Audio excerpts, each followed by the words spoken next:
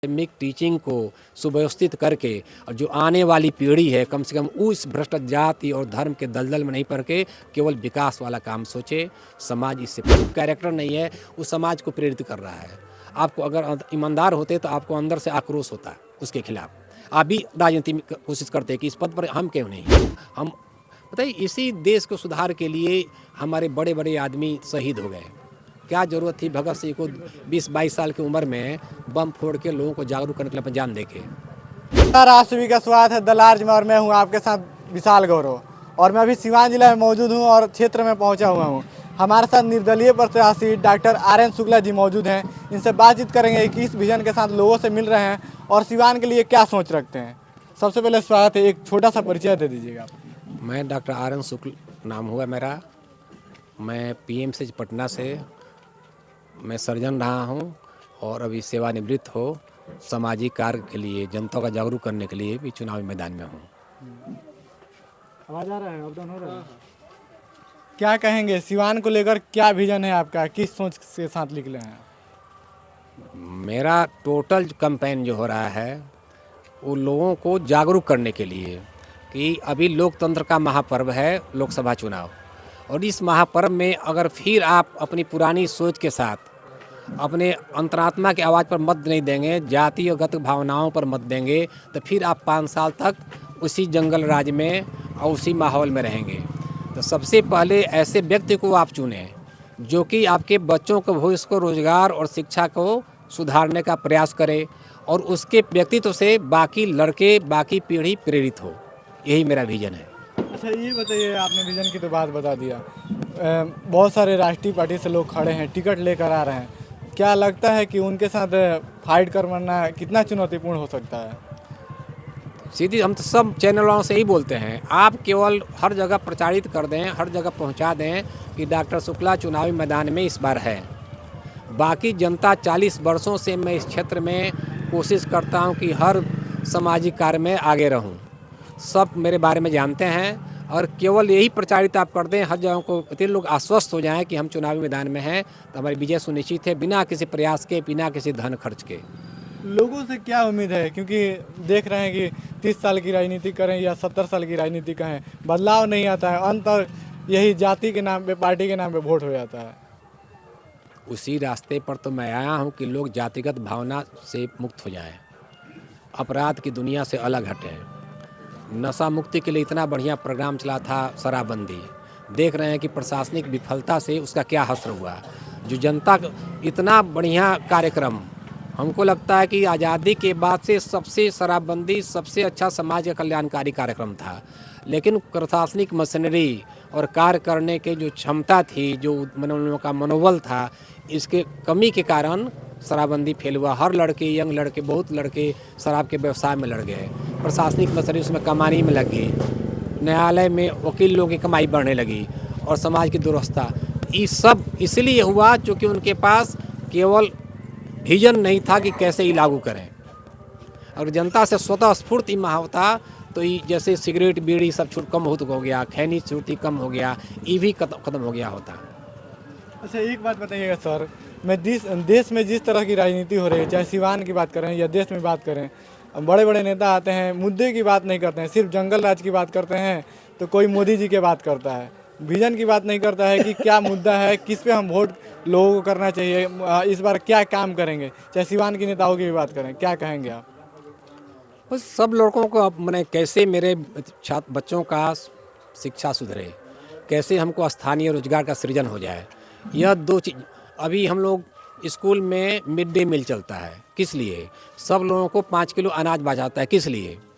हम लोगों को दूसरे के भरोसे जिंदा रखने का आदत डाला जाता है। अगर हमारा रोजगार होता तो अपने आत्मसम्मान के साथ बिना सरकारी सहायता के हम अपना जीवन चलाते।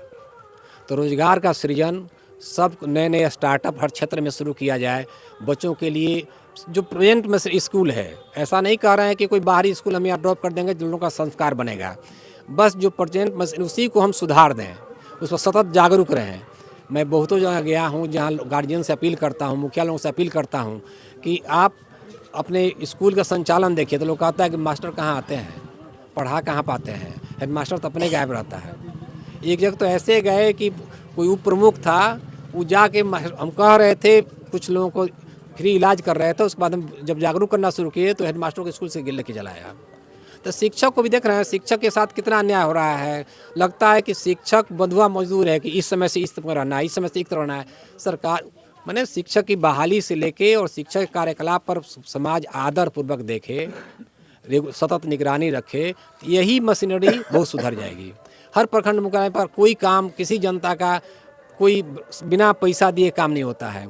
सरकार की तरफ से एक जन अदालत लगाई थी थाने में कि सुरक्षा सुधारेगी।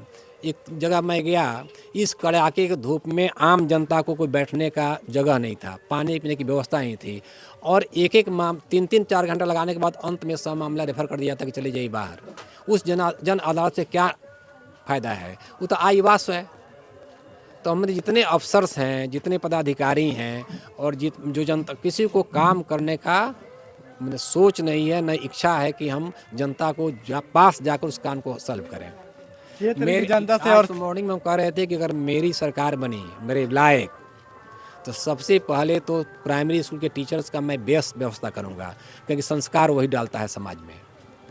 और सबसे मैंने गलत ट्रिक करूंगा, आपके जितने आईएएस अफसर हैं, जितने यूपीएससी हैं, आईपीएस हैं, आप समाज के सबसे प्रबुद्ध वर्ग हैं।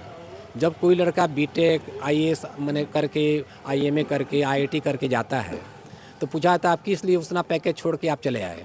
तो सबसे पहला समाज सेवा के लिए। तो आप पूरा जनता जान रही है कि जो वह प्रबुद्ध वर्ग समाज में डिस्ट्रिक्ट डीएम और एसपी बन के आता है, तो कितनी हृदय से स्वागत करता है समाज की सेवा। हमको लगता है कि भ्रष्टाचार की जो धारा है ना, ऊपर से ही नीचे आती है। तो क्यों ऐसा हो रहा है कि हम लोग का नैतिक पतन हो गया है। नहीं, जो लोग बोलते हैं चाहे एमबीबीएस करके आते हैं, चाहे इंजीनियर बन के आते हैं, उसके बाद आईएएस का एग्जाम देते हैं, अगर उनके अंदर क्षमता होती तो इंजीनियर और डॉक्टर बन के ही देश की सेवा कर सकते थे। अच्छा, क्यों डॉक्टर बनना चाहता है? डॉक्टर क्यों आईएएस बनना चाहता है? कोई उसे आईआईटी क्यों बनना चाहता है? वहाँ उसको सत्ता चाहिए, और सत्ता का दुरुपयोग करके पैसा अर्जन चाहिए। तो सबसे कम सैलरी, आज हम निकल रहे थे तो देखे कि समाहरणालय ने 5-7 बड़ी बड़ी गाड़ियाँ लगी हैं। उन लोगों को क्या ज़रूरत है बड़ी गाड़ी का? नॉन एसी गाड़ी देते। कोई ज़रूरत था कि हम उन अफसर लोगों के उच्च कल्याणकारी जनता के लगता?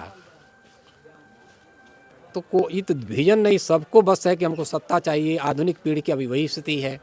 तो मेरा प्रथम काम ये होगा कि हम कैसे प्रारंभिक टीचिंग को सुव्यवस्थित करके, और जो आने वाली पीढ़ी है कम से कम उस भ्रष्ट जाति और धर्म के दलदल में नहीं पड़ के केवल विकास वाला काम सोचे, समाज इससे प्रबुद्ध होगा।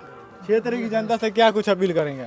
बस यही अपील करूँगा कि आप जो तरह तरह के प्रचार और दो दिग्भ्रमित करने वाले जो सत्ता के दलाल हैं, हर जगह हैं। आप देख रहे हैं कि वो बीडीसी खरीदाता है, ब्लॉक प्रमुख के चुनाव में मुखिया पैसा लेके जीतता है। एमएलसी का चुनाव पैसा बांट के होता है, स्पष्ट दिख रहा है सबको, कहीं से कोई कार्रवाई नहीं होती है। तो यह कैसे हटेगा?